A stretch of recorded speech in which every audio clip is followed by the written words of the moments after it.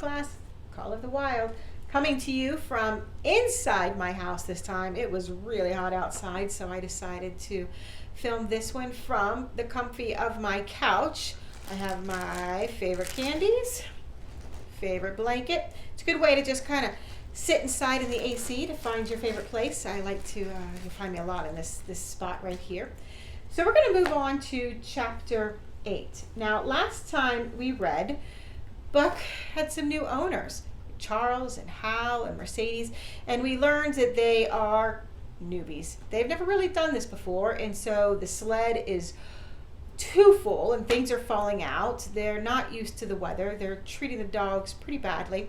Mercedes even had a bit of a temper tantrum, and she's refusing to walk anymore, and she's insisting on riding in the sled, which is taking longer, and they're running out of food. The dogs are starving, their bones are sticking out, and it's just been a really horrible experience.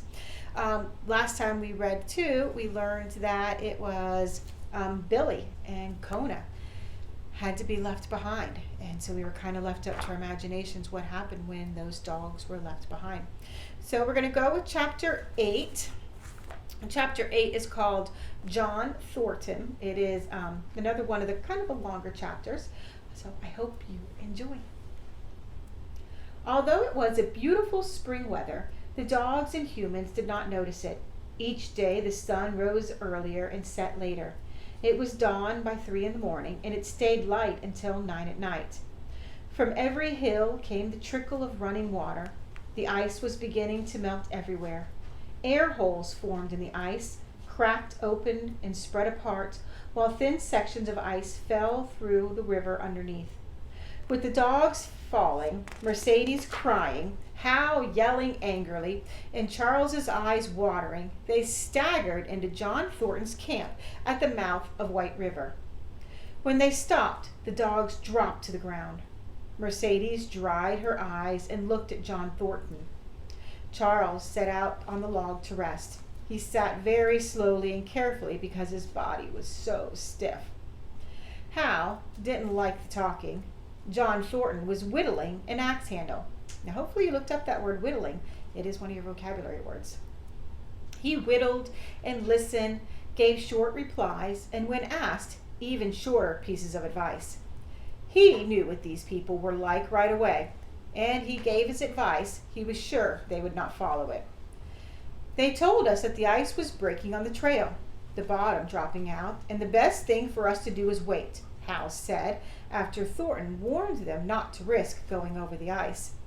They told us we couldn't make it to White River, and here we are. And they told you the truth, John Thornton answered. The bottom's going to drop out at any moment. Only fools with blind luck of fools could have made it this far. I wouldn't risk my life on that ice for all the gold in Alaska. That's because you're not a fool, I suppose, said Hal. All the same, we'll go on to Dawson. Get up there, Buck. Hey, get up there. Mush on. Thornton went on whittling. He knew it was a waste of time to try to stop a fool, and 2 or 3 less fools in the world would not be such a bad thing. But the team did not get up at Hal's command. He pushed and kicked the dogs and used his whip. John Thornton pressed his lips together tightly. Soleeks was the first to crawl to his feet. Teak followed. Joe came next, yelping with pain. Pike fell over twice before he was able to stand. Buck made no effort. He lay quietly where he had fallen. No matter what Hal did, Buck did not move. Neither did he whine or struggle. Several times Thornton started to speak, but changed his mind. As Hal continued to treat Buck badly, Thornton stood and walked back and forth. This was the first time Buck had failed, and this made Hal very angry. Buck still refused to move. Like his teammates, he was barely able to get up. He had made up his mind not to get up. He had a feeling that something bad was going to happen. He felt it when they stopped at John Thornton's camp. He had a feeling that something bad was going to happen. He felt it when they stopped at John Thornton's camp. All day, the thin ice under his feet had seemed like it was about to break. He was experienced and smart enough to recognize the feeling. He refused to move. He had suffered so much, and he was so tired that nothing hurt him now, even Hal's blows. Suddenly, without warning, John Thornton jumped at Hal and knocked him backwards. Mercedes screamed. Charles looked on sadly, wiped his eyes, but did not get up because of his stiffness. John Thornton stood over Buck and struggled to control himself again, too angry to speak. "If you hurt that dog again, I'll hit you again," he said finally. "It's my dog," Hal replied, wiping his mouth as he came back. "Get out of my way, or I'll fix you. I'm going to Dawson." "Not with that dog," Thornton said. "Be careful, Hal," Mercedes cried out in fear. "We don't want any trouble." "You keep out of this," Hal said. All the while, Thornton stood between Hal and Buck and made no move to get out of the way. Hal lifted his whip. Thornton hit Hal's knuckles with the axe handle, knocking the whip to the ground. He rapped Hal's knuckles again when he tried to pick it up. Thornton stooped, picked it up, and threw it away. Then he took out his knife and cut Buck loose from the harness. Hal was too tired to fight, and Buck was too tired to keep on with the team anyways. "All right," Hal finally said to Thornton. "You win. Keep that worthless dog. We don't need him anyways." A few minutes later, they pulled out from the camp and along the ice that covered the river. Buck heard them go and raised his head to watch. The dogs were limping and staggering. Mercedes was riding the sled. Hal guided, and Charles stumbled along behind them. Thornton knelt beside Buck and with rough, kind hands searched for any injuries. He and Buck watched the sled on the ice. Suddenly, they saw its back end drop down. They heard Mercedes scream. They saw Charles turn and make a step to run back. And then a whole section of ice gave way as the dogs and the humans disappeared. The ice had broken. The bottom had dropped off the trail. They saw the team struggle out without the sled or any of their belongings. They dragged themselves and the dogs to the far bank. Without calling to Thornton for help, the team started back in the direction they had come from, toward the next camp, where they would dry off and warm up before heading back home. John Thornton and Buck looked at each other. "Oh, you poor devil," said John Thornton, and Buck licked his hand. The previous December, John Thornton's feet had gotten wet and they had frozen in the cold. His partners had made him comfortable and then left him to get well while they traveled up the river to get a raft headed for Dawson. He was still limping a little when he rescued Buck, but as the weather became warmer, he stopped limping. Like John Thornton, Buck used these days to heal, lying by the river bank through the long spring afternoon, watching the running water and listening to the songs of birds and the hum of nature.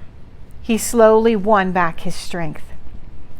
A rest feels good after traveling 3,000 miles, and Buck felt lazy as his wounds healed, his muscles swelled out, and the flesh came back to cover his bones.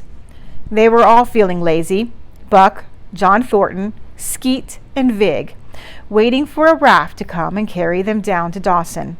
Skeet was a smaller dog, and she made friends quickly with Buck, who was too tired to turn her away. She was like a doctor to him, in much the same way that a mother cat washes her kittens. Skeet would wash and clean Buck's wounds. Each morning after he had finished his breakfast, she took care of him until he began to look forward to these treatments. As for Vig, he was a huge black dog. Vig was just as friendly as Skeet, but he didn't show it as much. To Buck's surprise, these dogs never treated him badly or competed with him. They seemed to be just as kind and generous as John Thornton. Buck started to feel love for the first time. He had never experienced it at Judd Miller's house down in the sunny Santa Clara Valley. With the judge's sons, when they hunted together, he had felt like a partner. With the judge's grandsons, he had felt like a guardian. And with the judge, he had felt like a friend. But Buck felt love for John Thornton. This man had saved his life. Buck knew he would not have survived the trail without Hal, Charles, and Mercedes. John was also the best master. Other men looked after their dogs because it made sense. Thornton looked after his as if they were his own children, because he couldn't help it. And he did more. He always spoke kindly with them. He had a way of taking Buck's head roughly between his hands, resting his own head on Buck's and shaking him back and forth. While he did this, he would call Buck bad names just for fun. Buck knew nothing better than that rough embrace and the sound of Thornton's words. At each shake, it seemed like Buck's heart would be shaken out of his body because he felt so much happiness. And when Thornton let go, Buck sprang to his feet, his mouth laughing and his eyes bright, and stood still. John Thornton would stare at him and say, "Boy, you can all but speak." Buck showed his love in a way that was almost like being angry. He would often take Thornton's hand in his mouth and pretend to bite.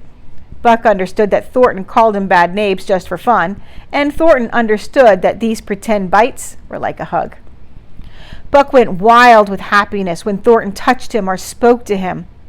But Buck did not chase after this. Skeet was different, and she would shove her nose under Thornton's hand and nudge until he petted her. Vig would stalk up and rest his large head on Thornton's knee. Buck was happy to adore Thornton at a distance. He would lie and wait at Thornton's feet, eager and alert, looking up into his face and studying it, interested in every expression, every movement or change. Or he would lie further away, watching the improvements of Thornton's body. The man and dog were so close that when Buck would stare at him, Thornton would feel it, turn his head, and stare back without speaking. For a long time after his rescue, Buck did not even like Thornton to get out of his sight, and so Buck followed him everywhere. All of the previous masters had left him, and he was afraid that Thornton would leave him, just as Perrault and Francois and the Scottish driver had left. Even at night in his dreams, he was afraid. When this happened, he would shake off sleep and creep through the cold night to the flap of the tent. There he would stand and listen to the sound of his master's breathing. Even though he felt great love toward John Thornton, Buck also felt wild and sneaky from his life on the trail. Because of his great love, he could not steal from this man. But from any other man in any other camp, he would not wait a moment to steal, and his great cunning allowed him to do it without ever getting caught. His face and body were scarred from all of the fights with the other dogs, and he still fought as fiercely as ever. Skeet and Vig were too friendly to fight with him, and besides, they belonged to John Thornton. But Buck tried to fight with any other dog he met. He looked and felt older than he really was. He was becoming more and more like a wild dog. Sometimes, sitting by the fire next to John Thornton, Buck would feel the urge to run into the dark forest. He did not know where he was going or why he had to run, but he knew he had to do it. Then he would remember his love for John Thornton and return to the fire again. Thornton was the one thing that kept Buck from running away. All other people meant nothing to him. Travelers might pet him, but he didn't care. And from an overly friendly man, he would get up and walk away. When Thornton's partners, Hans and Pete, finally arrived on their raft, Buck refused to notice them until he learned that they were close to Thornton. After that, he behaved like he was doing them a favor by being nice to him. By the time their raft arrived at Dawson, they understood Buck and his ways, and they did not try to be as friendly with him as they were with Skeet and Vig. For Thornton, however, his love seemed to grow and grow. Thornton was the only man who could put a pack on Buck's back when they traveled in the summer. Nothing was too great for Buck to do if Thornton asked him to do it. One day, the men and dogs were sitting near the edge of a cliff that went straight down to the rocky canyon 300 feet below. John Thornton was sitting closest to the edge. Buck at his shoulder, Thornton had an idea. He asked Hans and Pete just how devoted they thought Buck was to him. I've never seen a dog so loyal, Hans said as Pete nodded his head in agreement. Let me show you how loyal he really is, Thornton said. Watch this. Thornton turned to Buck, who had kept his eyes on his master the whole time.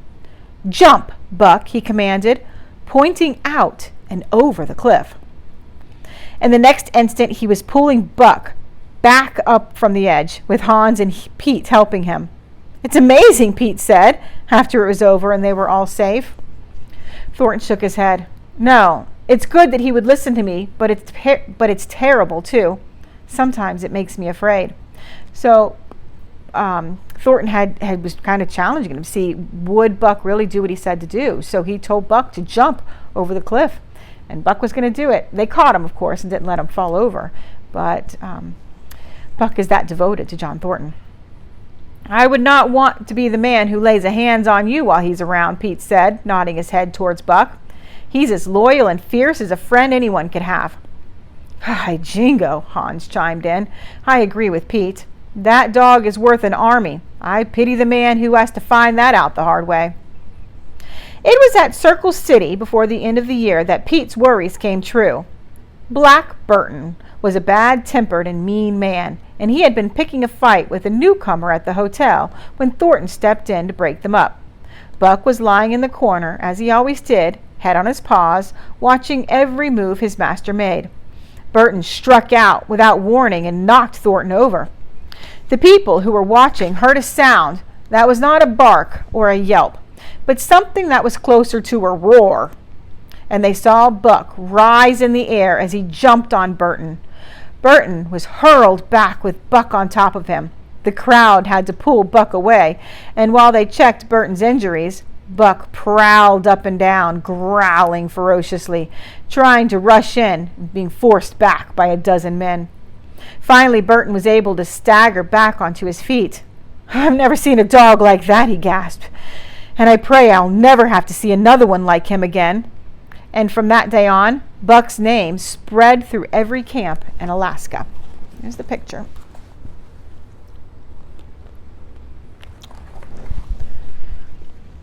Later on in the fall of that year, he saved John Thornton's life in a very different way. The three partners were trying to move a small boat past the rapids on the 40-mile creek.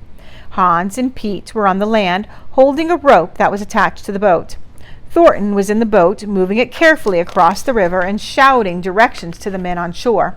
Buck was on the land, worried, watching for the boat. At a bad spot, the boat and the rope became tangled, and the boat flipped over. Thornton was swept downstream into the worst part of the rapids. Buck jumped in at that very moment and, in a mad swirl of water, managed to catch Thornton. When he felt him grasp his tail, Buck headed for shore, swimming with all of his strength. But it was slow going, and the rapids were too strong. Thornton knew it would be impossible to reach the shore. He tried to hold on to the rocks, missed several times, and then caught a hold of one. He let go of Buck, and above the roar of the water shouted, "Go, Buck, go!" Buck was pulled further downstream and could not swim back to his master. When he heard Thornton command him again, he turned and headed towards the land. He swam powerfully and was pulled ashore by Hans and Pete. They knew Thornton could not hold on to the rock for long, and they ran upstream quickly. They tied a rope to Buck, and he jumped in. He swam toward Thornton, but aimed wrong and missed him. Hans pulled Buck back to shore. He lay there, exhausted from swimming in the rapids. But as soon as he heard Thornton's voice, Buck sprang to his feet and ran back up to the shoreline. He jumped in again with the rope attached to him, and this time he knew how to avoid making the same mistake. He swam until the current pulled him toward Thornton, who put his arms around Buck's shaggy neck. Then Hans and Pete pulled the rope. Buck and Thornton were pulled underwater, where they crashed into the rocks until they reached the shore. Thornton woke up first, being shaken by Hans and Pete, and the first thing he did was look for Buck. Vig and Skeet were standing over Buck, who was lying on the ground and breathing heavily. Even though he was also hurt badly, Thornton went carefully over Buck's body to check him for injuries, and he found that Buck had 3 broken ribs. "That settles it," he says. "We camp right here." And camp they did until Buck's ribs healed and he was able to travel again. Wow, a lot of things happen in this chapter. So Buck has learned to love. He found an owner named John Thornton, and he's really begun to love and trust John Thornton. They have just this unbelievable bond, and Buck will do anything for Thornton, and likewise Thornton will do anything for Buck. And so, he's gotten to rest and heal, and they're both just looking out for each other. I hope you have a great rest of your day. I hope you'd enjoyed the book so far, and I will be seeing you again soon.